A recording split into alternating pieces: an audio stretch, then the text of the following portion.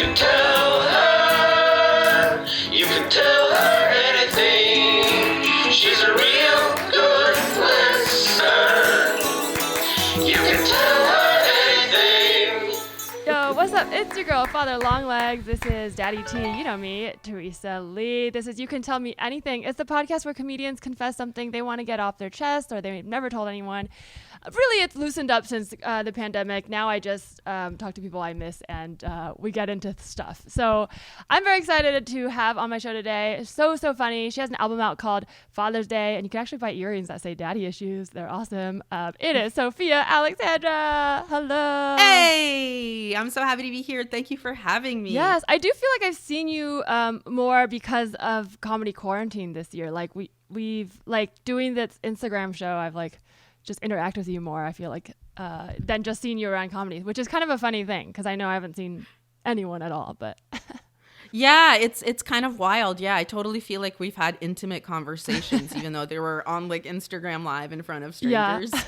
But it does feel like, yeah, we've hung out more than we usually would, which is really nice. And I hope we hang out more when this is all yeah, over. that is nice. Well, speaking of nice, I like to start by asking my guests for a good confession, just to start on a positive note. It could just be like a short little humble brag or something you're enjoying lately.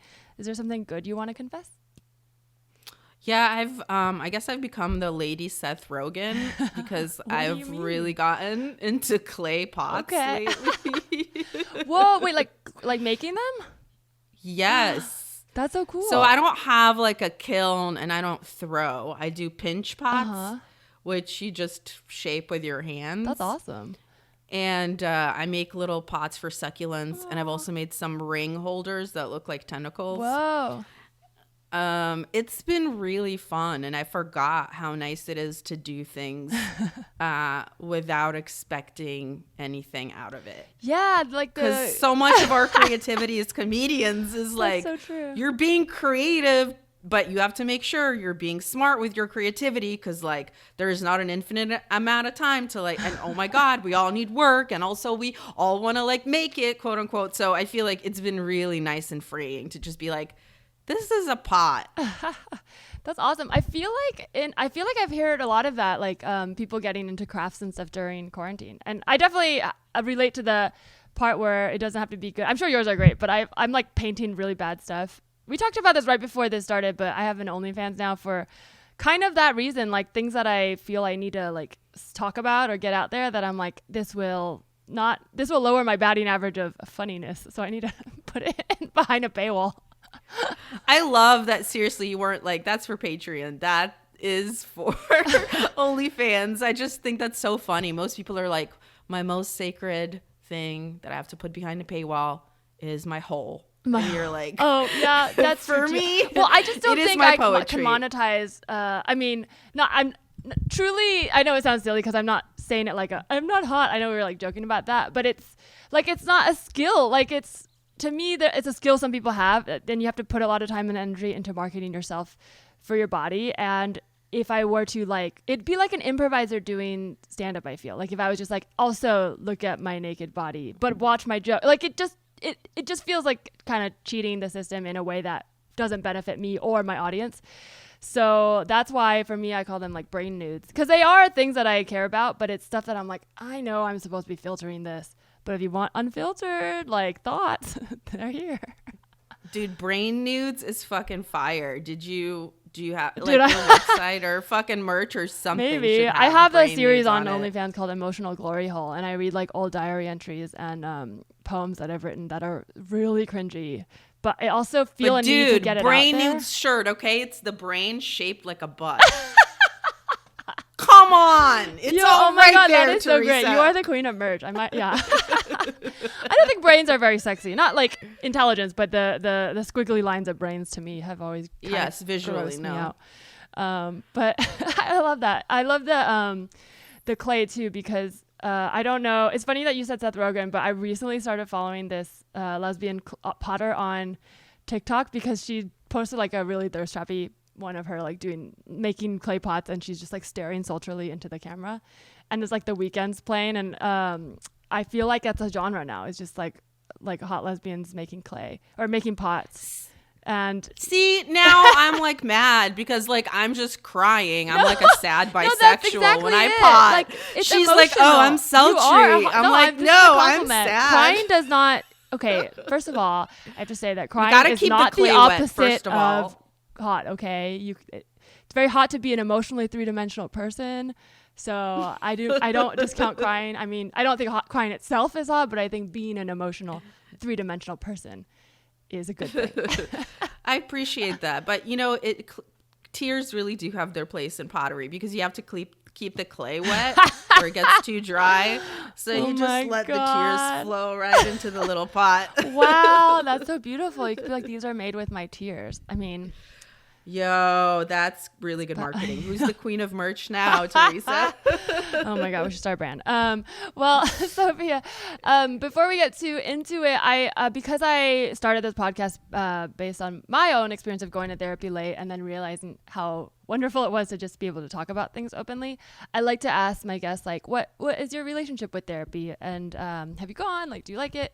There's no right or wrong answer. We've really gotten the gamut of answers. So just to get a sense of sort of where everyone is coming from.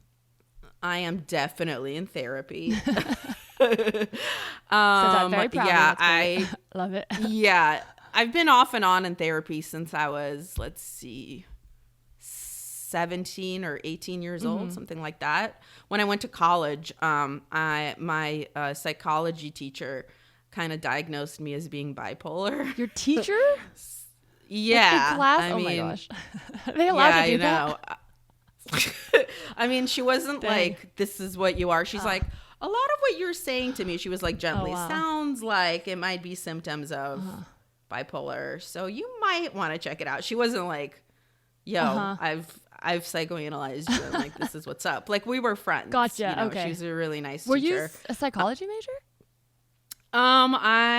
Before I ended up being an English and Russian major, I was gonna be a psychology major because I took psychology classes when I was in high school. Like, I went to Santa Monica College when I was like 13 or something over the summer. So I just been taking summer classes there, and I had a lot of the like general requirements for the psychology major already done before I got there. So it kind of seemed to make sense to be a psychology major, but then I was like, oh no. I feel like they should teach more, well, not just psych, but like brain development, neurodevelopment in grade school, because it's really, my sister took psych in high school. I didn't, but through secondhand she would tell me about stuff, and that at least like whet my appetite for like wanting to understand human behavior. And I think everyone should learn that. It's strange that we don't teach that in school. But yeah, and I also just really enjoy it. Like, I think like I end up being kind of like a shoulder to cry on and a listener and someone people come to advice to, like my friends anyway. So I think that psychology like stuff stays with you if you're someone that is really curious about how things work, and if you like talking to people, if you like helping, if you like being that person, then I think you can still apply all that stuff in your regular life. That's true. Know? I do think about that, like as comedians, like, well, before when we were allowed to like travel and be out and about, we have a very like specific set of skills that I used to just, people would say like, oh, you can get on stage and things like that. But to me, I think about being able to almost go anywhere and like show up at a like strange place and just get on stage and talk kind of in a way where already you're going to connect. And if you don't, what that, like, the negative space. If you're in a room with people that absolutely can't connect, you also have information about them, if that makes sense, because of all the data you've collected from.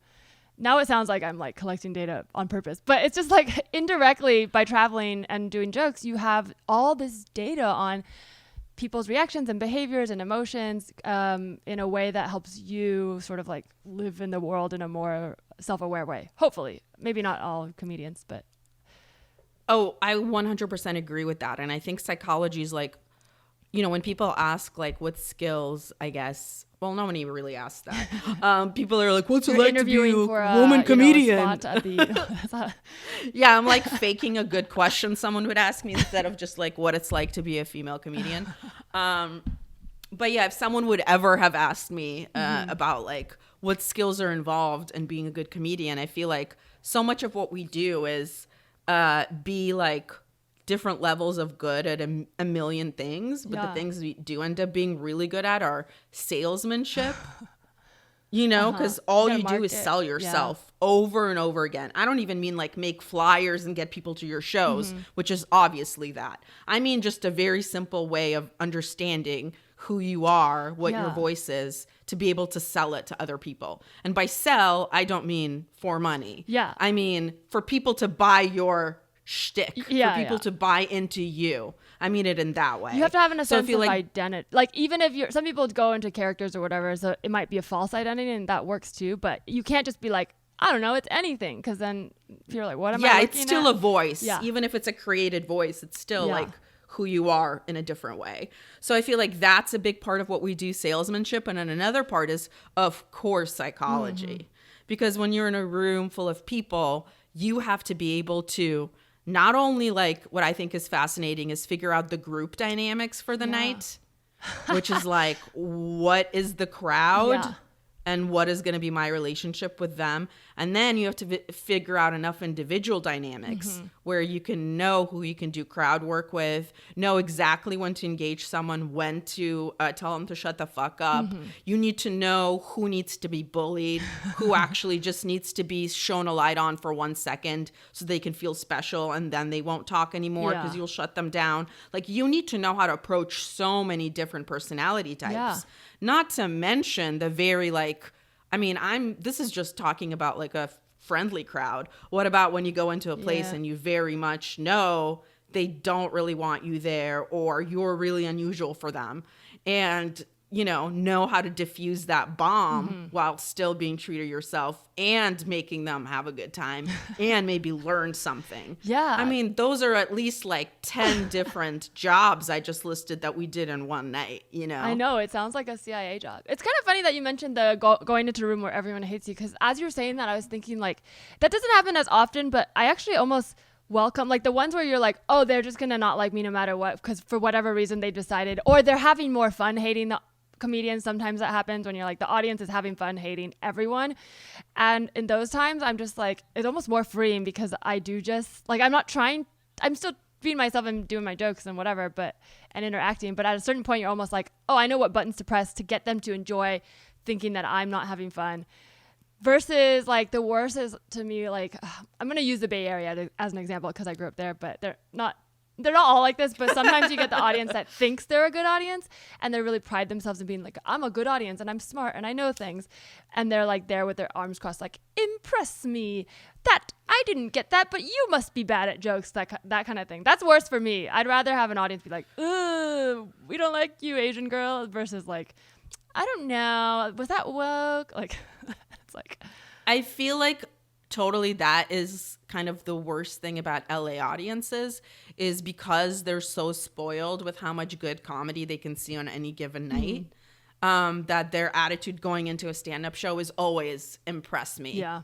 Versus when I tour, and I'm sure you experience this too, so many places you go, like if you go to Denver, if you go to Atlanta, which is one of my favorite places to do comedy, people are so excited to laugh. Yeah. And it is such a mind fuck when you come back to LA and you're like, oh, they're coming off being like, I saw Joe Rogan at the Comedy Store yesterday. What do you have? Well, speaking of being able to read the room and talk about things, Sofiya, I would like to ask you, is there anything you would like to tell me? Yeah, this shit's going to be lighthearted as fuck, okay? I have had, not a lot of people know this, except for my friends. I've had 3 miscarriages in the last 2 years with 3 different surrogates. Wow, I'm so sorry. Thank you. But it's also given me really incredible view into like fertility and not just that, but just like human experience. Yeah. Because I've never experienced loss like this. And it's also a really weird thing to experience loss through someone else's body. Yeah. Oh, so someone else. Okay, I got it. I understand. So yeah. So like basically to give a little bit of a background, I had breast cancer a couple years ago. And because of that, my breast cancer since my breast cancer was positive for estrogen and progesterone, it means that they had to block my body's ability to make those hormones, so that if there was even a little bit of cancer left anywhere in my body, it wouldn't be feeding on those hormones to reoccur. So I've been in menopause since I've had chemo and radiation and a lumpectomy and like finished my like that part of cancer treatment. Now for the next 10 years, I am in menopause. I take these hormone blockers. Because of that, it's not recommended that I carry a baby, because you have huge hormone influxes, obviously, when you're pregnant. And there's a large chance that my cancer would come back. And kind of one of the worst things I can think of is having cancer and trying to be a mother. I wouldn't wish that on my child, and I wouldn't wish that on my husband, and truly, honestly, on myself. It was a wild thing to kind of hear, because I was like, okay, but how high are the chances of the cancer coming back? And my doctor was like, in the high 20s. And I was like, oh. And I was like, so like, but what if like I get my breast removed? She's like, no, there's a high chance it would come back in like the bone or an organ. So no, that's not really going to help. So that's when I had to say goodbye to that. Wanting to conceive right before you got the cancer, or was it sort of tied into like timeline wise where? Yeah, great question. I didn't really think I wanted to have a child. Like I was on the line, or I thought like, yeah, like I'd want to have a baby, at some point. Like down the road. Okay. Yeah, I was like, I'll know when I'm ready, like whatever. And then the second I got cancer and had to do like an egg retrieval before I started chemo, because chemo damages eggs. That's when I like immediately became a contrarian, and everything about me was like, okay, well now I want like 8 babies. So fuck yourself. So I don't know what that's called. Well, no, it almost sounds like it's weird, because I was trying to get at this in a very unemotional cold quiz form online, and would you believe nobody answered it that way? Everyone read it as a math problem. But the idea is like, it's not that you didn't want a baby. You weren't at the choice where you were at A or B yet. You had like infinity possibilities, some of which involved a baby, some of which didn't. So you didn't actually go through and eliminate all of them yet. But then when all of the baby ones were eliminated, then you were like, well, hold on, I want to keep these 3 options where I have a baby and I have all the things I want. Because it's sort of that thing where we're told like, if it comes down to it, I'll give it up for this and this and this. But then when you're asked to give that up before you get this and this and this, it's different. And I don't think that's contrarian. I think it's just life. Like you aren't always put up against the wall to choose between 2 things. And if you're asked like in a broad sense, you tend to pick what you think society will see you as, right? Like a career woman versus going around being like, I need to have a family, even if it's not your first priority. I mean, like before my husband and I like got together, even for real, I told him like, yo, like I might never want to have a baby. And if I don't, like, would that be a deal breaker for you? And then he was like, I already love you. Like I've never even met the baby. And I was like, what a great answer to that. I was like, that's a really good point. Yeah. I was like, fuck that baby. And then the older we were getting, then he was like, he's a lot more successful in his career than me. And that makes us like financially stable in a way that I never had expected to be. Like I grew up poor. I see the fireplace in your background. Here. Yes. No, I'm just kidding. Yeah. It's nice now. Right. But like, I grew up in like Ukraine with my mom, just us. We lived in like really poor conditions. When we moved here, we were on welfare and like cleaning houses, and like, my mom had to slowly learn English to like become an engineer again and work in computers. Like, I worked since I was a kid. So I always just expected to be poor forever. I don't know if any poor person really doesn't picture their way.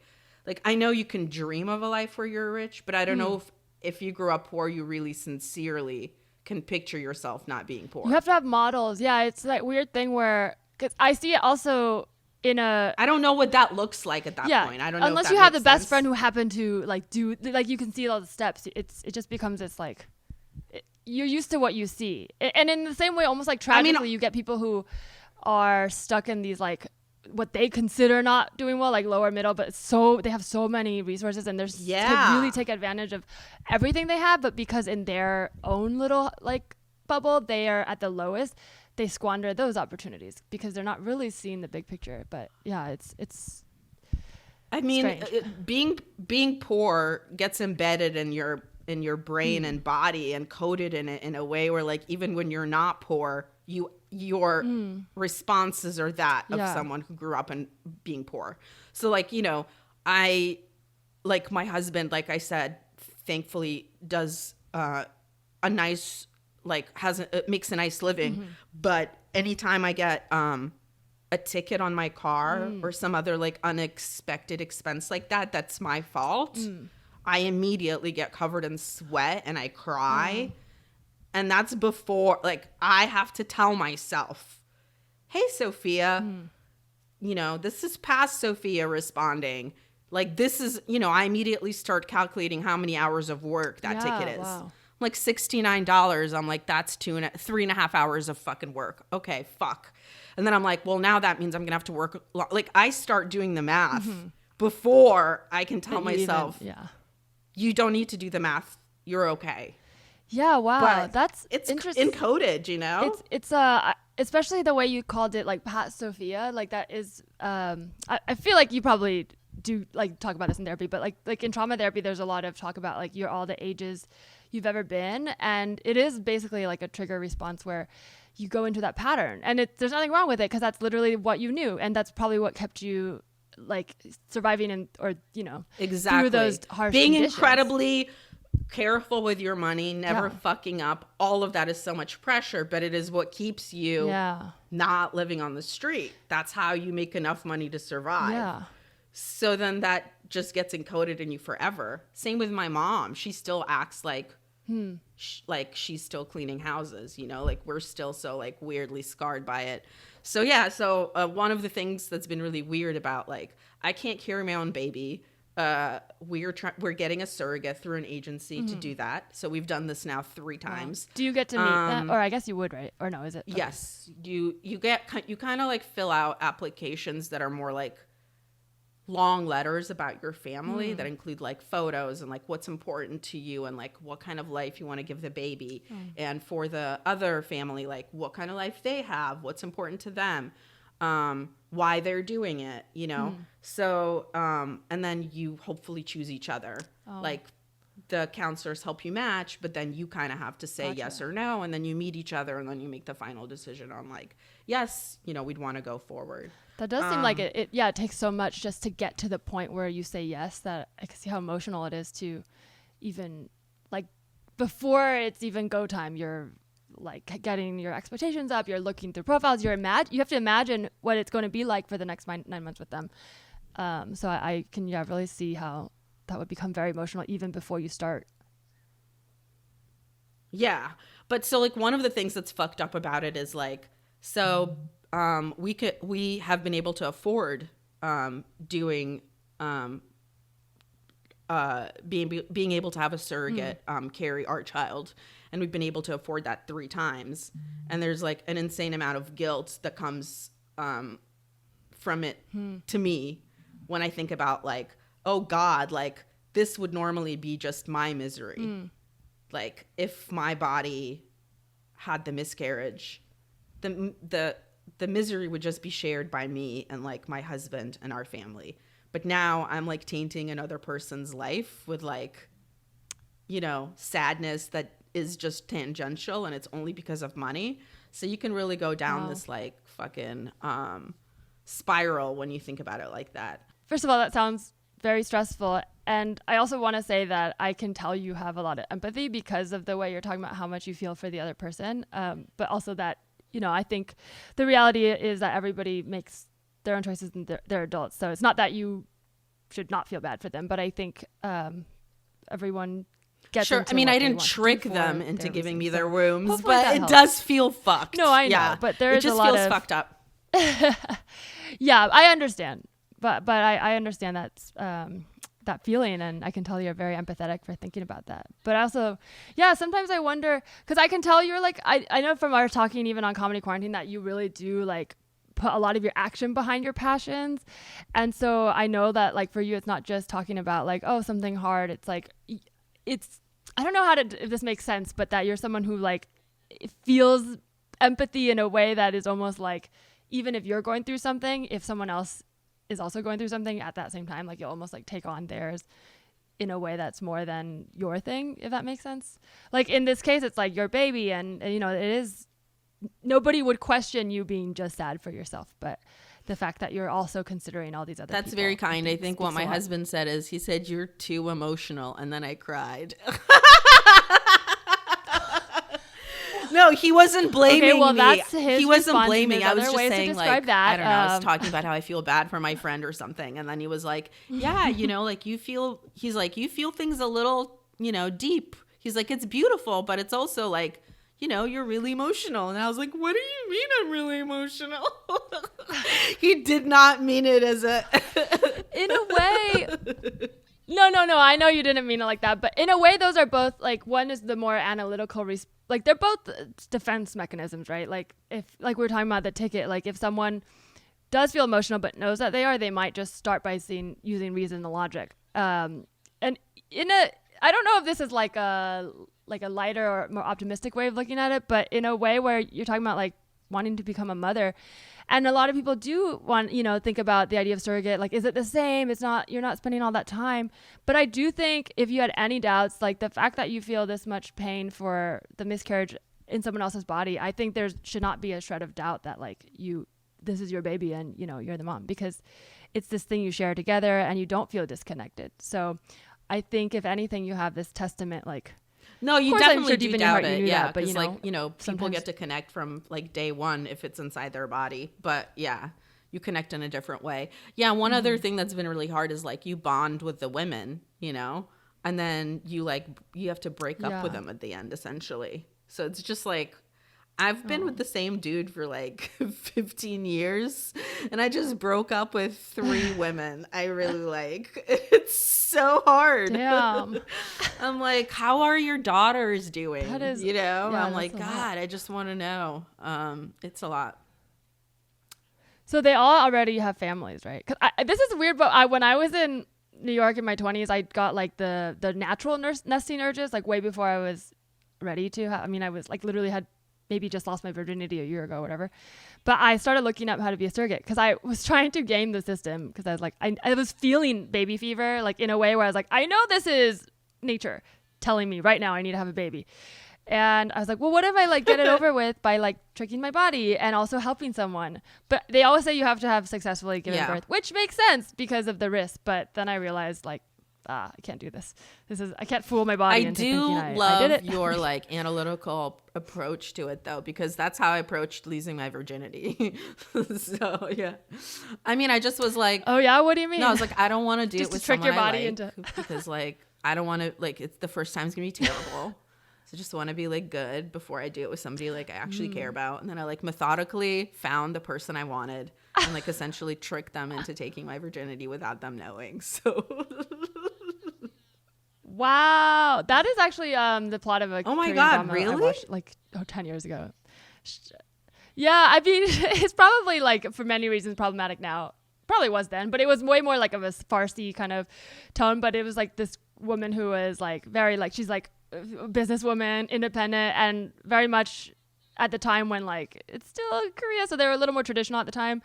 And she was like looking through all the eligible bachelors of Korea, and there was this one man who is the doctor, and she was like, I want that one. But then it turned out he was a virgin. So I guess she wasn't trying to lose her virginity. She was trying to have a baby. But then she was convinced she was going to try to have him be the dad accidentally. She was like, I'll just trick this man. How hard it couldn't be. But he had saved himself. that is hard. Pretty silly, but No, I mean, like, if he had saved Yeah. himself for love, at first I was like, yeah, it is really easy. But then he was like, no, I'm saving myself. I'm like, damn it. but then he was, yeah. They fell in love. And of course, in true Korean drama fashion, they fall in love. Yeah. And then she gets cancer. Oh my God, So I just this realized is that. essentially Wow. my life Korean story, dramas are just very strange. slightly rearranged. Your life is a Korean drama because those are elements of Korean drama. But that means, I guess you're going to, I don't know, have like 5 men at your door with teddy bears and flowers. Wow, tomorrow. that's I don't know crazy. what they do with Korean dramas now. There's always a ton of men and like it's like love hexagon after one woman because it's I guess that's the fantasy they used to have. I don't know if that's still true. When I was in college, I very watched a lot of intrigued. these. So clearly, you can see I was very popular. Oh man.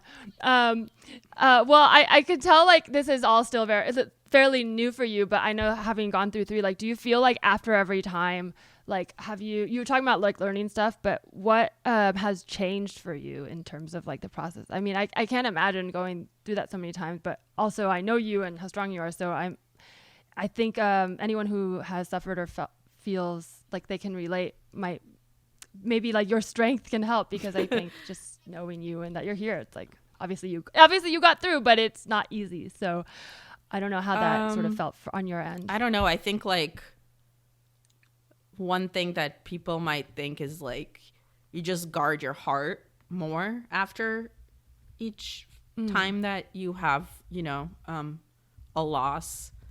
But I didn't really end up doing that.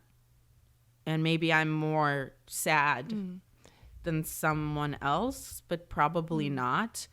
And I think that if I had closed my heart more, then like I imagine like what if instead of miscarrying at like 3 months, the baby was born and was my son. I wouldn't want to feel like for like the first 3 months of his coming to be a person, I didn't want to love him.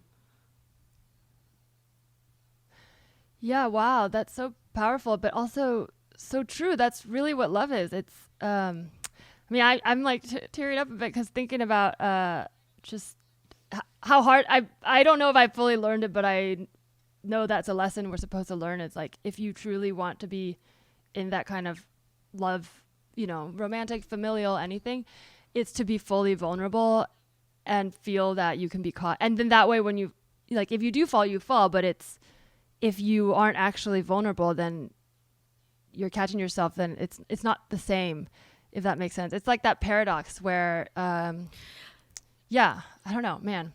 You said it better than I did, but I really feel that, and I don't know if it's something I fully have learned in my body. Yeah, but I think it's head, like, I mean, it's an exercise in doing it. Like every time I downloaded the Bump app, which is this app that tells you, when you put in like when you got pregnant, when your baby's going to be due, like what their sign is.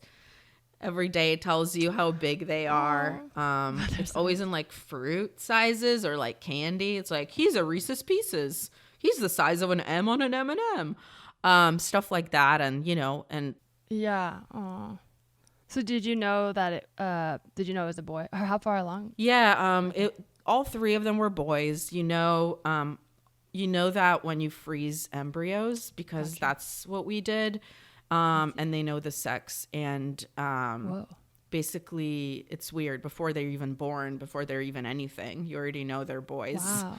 So all 3 of them were boys. The first miscarriage was at about 3 months, the third one is at about 3 months, and the second one was more at like 12 days or so, which is called a biochemical pregnancy. But like, who cares? I don't know. They were like, no, it's a different miscarriage. It's soon. Damn. But yeah.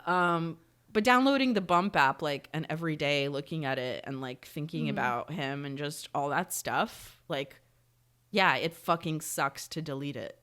It fucking sucks to stop every morning when you reflexively reach to do it.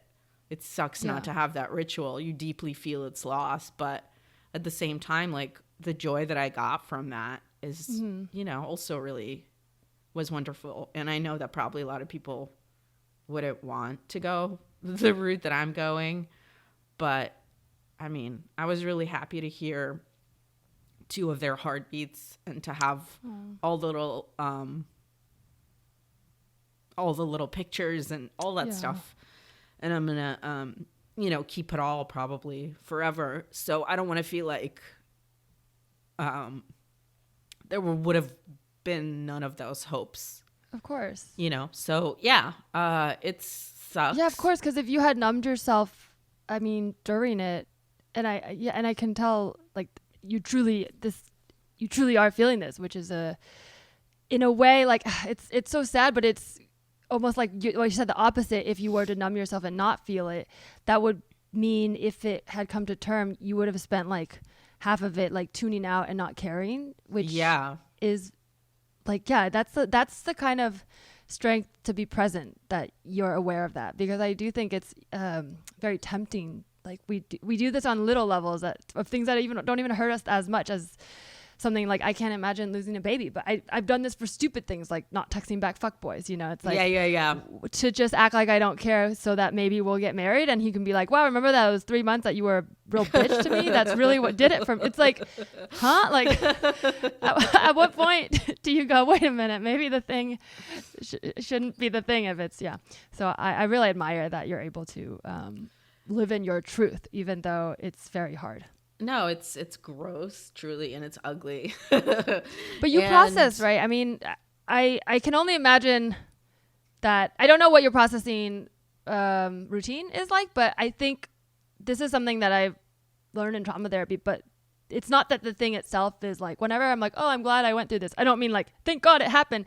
But I mean the fact that I did, I have to acknowledge because it's real, and then to actually process it to then get to a good place. But I think the not wanting to process comes out of not wanting to have it had happened, and you can't actually erase that. And so if you do process it, you find this strength that it seems like you're able to like try again because you wanted to, not because you were like stuck in a pattern, And like, and I think it's also, there are like moments of lightness, you might not think, but like, the first time we got pregnant, I kind of went crazy and got like baby clothes, even though it was way too early. And like a bunch of them are like boy related, which I'm not like a big gender person or anything. But it's like a little onesie with like a mustache on it. It's not that a girl can't wear it. You know what I mean? Yeah. But, and then like I saw some that like I knew would mean a lot to Max, who always wanted a little boy. So whatever.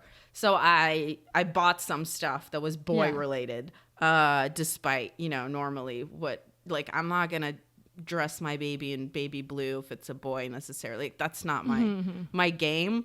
But I got swayed by some of that fucking cute boy stuff. And, now I have a fucking closet I don't go into that has that shit in it. Which you're like, wow, that's a sad dead baby closet. But how hilarious, because the one embryo we have left is a girl. So wow.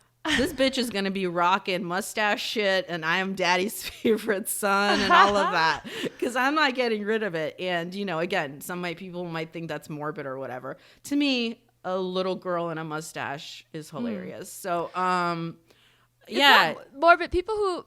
Yeah, I've gotten comments like that about when I made jokes about like my brother's suicide, but it's not because it's funny, but in the same way where you're like, this is your reality. Like, what do they expect you to sit there and be sad all day? It's like, you are pretty sad already. Like, it's like the little bits you could make jokes and make light and have fun. Like, that's probably where you actually want to connect and share with the world. And that's when people hear you. And that's when they're like, wow, how could you make a joke? And you're like, do you want to see me cry like 24 hours? Or do you want to like hear the one joke I wrote today? Like, I'm like, I don't have a baby. Could I have this joke, please? Fuck. Yes. You're like, are you trying to? Yeah. Oh my God. Because I can't understand what you feel, but I understand that feeling of being like, can I just be a person still and like make a joke, even though it doesn't mean I'm okay with everything. It means and I think of funny shit about it all the time, because like every time we got pregnant, you come up with like a little nickname for the thing. And the first one was Little Bean, the second one was Little Koala, the third one was Little Chooch. And I'm like, oh, I'm running out of things I can call them. So it'll be like Little Toaster or some shit. Little Vape Pen. You're like, Vape Pen, oh my God. This is not good. This is like definitely superstitious baby Teresa, but I'd be like, for anything I really wanted, that stupid things like going to a party or whatever, I'd like make stupid bargains with, I wasn't even religious, but it would just be like, the God that I thought existed. I'm like, if you exist, I promise I'll do. But the vape pen thing makes me think of that, because I do things that absolutely no one would ask me to do. But for example, I might be like, I'll promise I'll name my kid Vape Pen. and then just be like, just to see if it happens, I'll do it. It's like, no, why? Nobody's asking you to just imaginary bargains with no one. You're like, yeah. You're I like, used to do that. I don't know why. I get cast in this pilot, I will kick that redheaded man in the face 4 times. Yeah, well, they Teresa, tend to why? have like weird morality that I self-ascribe to, and now that I'm saying it out loud, I'm sure it does have something to do psychologically with my mom, but I don't think I put that together, and I don't even quite know what that connection is. But it's just the feeling that I guess I didn't quite know what rules were. So sometimes I'd be like, I do this thing I really don't want to do that seems like maybe it'll get me something I want. I don't know, like, which, don't do that, guys. But yeah, wow. But you said this was all in the last 2 years. So how long did you wait in between the tries? Well, because it's like not my body, you don't really have to wait between tries because it's not the same person. You know what I mean? So normally you would have to rest between, like, after a miscarriage for a certain number of months before you could try again. But since every time it was a different woman, like nobody had to rest. It was, so we just did it as soon as, you know, we could find somebody and get matched up and get all the documents done and all of that. Cause it's a lot of like lawyer shit too. Yeah, I see. And then in the middle of all of that, we also attended a bunch of foster to adopt trainings because, you know, like I definitely wanted to explore like another way also. It's just, it means a lot to me to have a baby that's ours because like my grandma's pretty much whole family was shot by the Nazis to death. My grandma died from breast cancer. Wow. Yeah, my cousin doesn't have the same last name as us. So I'm just trying to a little bit try to create some sort of a family lineage that still exists past me. Because I don't want the Nazis to win. I'm very petty. So that's kind of the main reason. But I know, like, it's half hyperbole to say, like, oh, this person's not a person yet. And I'm not even saying this in a, like, a medical scientific, like, not that argument. But it is because it's you know what I mean? Like, I think that's the thing that gets lost when we get too into the politics, which is not the direction I'm going in now. I'm talking like the emotional aspect of being a mother and having a child, and whether you're adopting or whether you're having your own baby, it is that it's you. You see your future, you see your family. So I think the idea that you say you're mourning someone who doesn't exist is, I think that it's like a way to be like, oh, I feel like I'm being ridiculous for having this, but I think it's not ridiculous because it truly is that you're mourning a part of you. But the flip side, the optimistic side, I think, is that you are you and you're still you, and you're not like divisible, if that makes sense. Like you have infinite love and infinite you to give. Like you can love more than one person and it doesn't take away from the other. So hopefully, I know it's really hard to lose things, but hopefully that helps to think it's not like you have a limited supply of you. Like it is going to be hard every time, but when you do have another you, it's you fully. It's not like half you, you know? Does this make sense? I don't know. I've been thinking so much in terms of like the universe and singularity, and hopefully I'm not, this is like to me what's emotional, but sometimes my boyfriend is like, you sound like you have no emotions when you talk like this. No, I don't think so. I think you sound like you totally have emotions, and you're like a deeply empathetic person yourself. Okay. Well, thank you, Sofiya, for sharing that. I can tell it's very emotional, and but I also know that it's something that is not uncommon. So I'm glad you were able to share it. I hope that it helps listeners who might be going through something similar and maybe find some solace in your bravery and being able to speak out. Thank you for giving me the opportunity to talk about it. I've actually not really talked about it publicly at all. This is truly like a first time. I really hope that if anyone's listening and wants to reach out or anything, they feel totally comfortable to holler at me on social media. Oh, that's so sweet. Yeah, and I guess we have a final game to just end on a light note, but is there anything else you want to add sort of to wrap it up that we didn't touch on, especially since you said you're sharing this publicly for the first time? Is there anything sort of just like, I don't know, any closing words or anything like that? Nah, that's it. Okay. Dope. Well, it's weird to go into game, but I do like to, I wrote this game for you because I know you like crows, or you've been training crows. And I thought it'd be fun to have a specific game to use. So we'll end on this to just kind of have a fun little light note. But I don't know if you're still training crows. You were training crows, right? I know. As soon as I got a dog, they were like, Turns out, yeah, they were like, I see what it is. I see your loyalty. But the thing about crows, which you obviously know this, but for anyone listening who doesn't already know how smart they are, they're very intelligent and they recognize faces. And ever since I heard that, it made me realize, like, if you know something about an animal, like, we should be thinking of animals like people, not people, but as living things anyways. But I know we don't, even I don't, I've squashed flies without thinking twice, and I'm sorry, but also I'm not. But I know there's a better version of me out there, but I'm just trying to be honest in that I'm not like, hey, I kill flies too. Yeah. I'm just saying this to be like, cause it's going into this game is, when I realized that they could recognize faces, it made me start seeing crows differently. Cause I thought, wait a minute, have we met before? Because if they recognize faces, it's not just like, oh, it's funny, they can attack me. It's like, this crow might know me. Like, and if I don't know it, I'm at a disadvantage because this crow knows me. And if I act like, oh, it's just a crow, it's like, well, that's on me, not them. So it inspired this game because actually turns out a lot of animals like this. It turns out animals are probably all pretty empathetic, and we just lied to our kids. But I'm going to read a trait of an animal, and basically guess what it is. Some of these may apply to more than one, but I guess I'm specifically referring to one. And then in the same way that I'm like, oh, it changes how I looked at crows. I guess let me know if this would change how you see an animal. If you found out, like, think about just whatever, a crow or another animal, if it would change how you feel about them based on these traits. Okay. The first one is this animal actually is able to learn how to use touch screens, like the same ones that humans use. Seals? No, that's a good guess though. It is a mammal. And it is a mammal that, do you eat meat? Yes. That you probably eat. Oh, no. Sorry, I didn't mean it to be like that. I just realized. Oh my God. Okay. You know what? I'm sorry. It really, I mean, like, I just sometimes go Is it a pig? It is a pig. Sometimes I go too hard in the truth because it's like, I still eat them too.